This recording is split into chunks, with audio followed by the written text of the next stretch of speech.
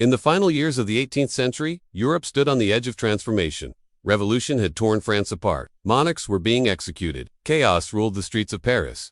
But out of that chaos emerged one of the most brilliant military minds the world has ever seen. Napoleon Bonaparte. He was not born into privilege. He was not expected to lead, but he would go on to conquer most of Europe. So how did he do it? Let's go back to Corsica. Napoleon was born in 1769 on the island of Corsica, just a year after it became French territory. His family was of minor nobility, but they weren't wealthy. As a boy, he was sent to mainland France to study at military school. He was a quiet child, mocked for his Corsican accent, but he was brilliant in mathematics, history, and strategy. By the age of 16, he became a second lieutenant in the French army. Then came the French Revolution in 1789, and Napoleon saw his opportunity. As France dissolved into political violence, war broke out on all sides. Monarchies across Europe joined forces to crush the revolution. Napoleon, still a young officer, distinguished himself during the siege of Toulon in 1793.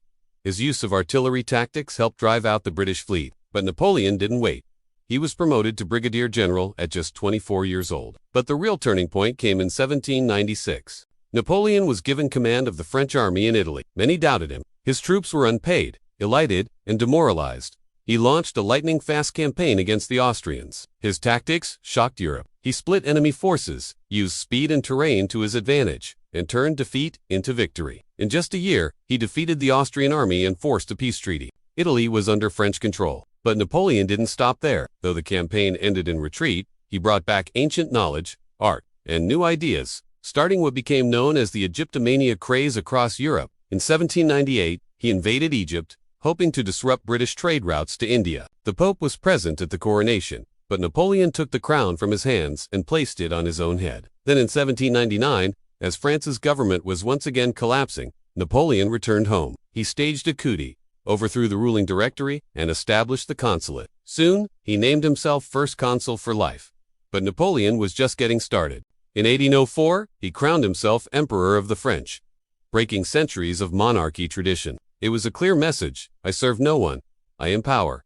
Europe's monarchies were horrified. They formed new coalitions to bring him down, but they underestimated him. In 1805, Napoleon faced his greatest test yet, a war against the combined forces of Austria and Russia. What came next would cement his name in military history. The Battle of Austerlitz. With brilliant deception, he lured the Allies into attacking a supposedly weak French flank. He installed his own brothers and generals as kings in Spain, Holland, Italy, and Westphalia.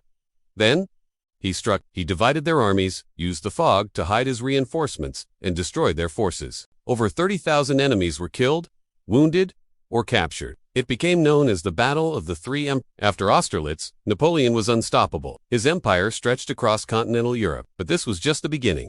By 1807, Napoleon Bonaparte stood at the height of his power. From the Atlantic Ocean to the Russian border, from the Mediterranean to the North Sea, Europe was under his control. He had defeated Austria, humbled Prussia, and made peace with Russia. He introduced the Napoleonic Code, a new system of law based on equality and merit. He broke feudal traditions, modernized governments, and brought reforms wherever he ruled. But with power came enemies and revolts. In 1808, Napoleon made one of his worst decisions. He invaded Spain. The Peninsular War began as he tried to replace the Spanish king with his own brother Joseph. But the Spanish people rose in rebellion. With help from the British, especially a young general named Wellington, the war turned into a brutal guerrilla struggle. French forces were drained, morale fell, and cracks in Napoleon's empire began to show. Meanwhile, Europe was waiting for revenge. In 1812, Napoleon made another fateful move: the invasion of Russia. He gathered the largest army Europe had ever seen, over 600,000 men, and marched toward Moscow. But the Russians refused to fight directly. They retreated deeper into their territory, burning everything behind them. Napoleon reached a burning Moscow and found no peace, no supplies, no shelter. The winter came, temperatures dropped below -30 degrees Celsius. Disease, starvation, and cold killed tens of thousands every day. By the time Napoleon retreated, his grand army was shattered. Less than 100,000 men made it back alive. Across Europe, former enemies rose again. Prussia, Austria, Britain, and Russia formed a new coalition. In 1813, they clashed at the Battle of Leipzig, the largest battle in European history before World War I. Napoleon was defeated. By 1814, Allied armies marched into Paris. Napoleon abdicated and was exiled to the island of Elba. But the story wasn't over. Just a year later, in 1815, Napoleon escaped from Elba and returned to France. The people welcomed him back. The army rallied behind him. Once again, he was emperor, in what became known as the 100 Days. But Europe wouldn't let him rise again. At Waterloo, in Belgium, the British and Prussian forces united. Napoleon's final gamble failed. He was defeated for good. This time, he was sent to the remote island of St. Helena in the South Atlantic. Far from Europe, far from power, far from everything. He would never return. Napoleon died in 1821. A prisoner, an exile, but still one of the most studied and admired figures in world history. Because he didn't just conquer lands, he conquered the minds of millions. He changed Europe's laws, reshaped its map, and proved that one man through talent, ambition, and force could challenge centuries of monarchy. This is how Napoleon conquered Europe. Not by birthright, not by luck, but by daring to believe that he could rewrite the rules of power.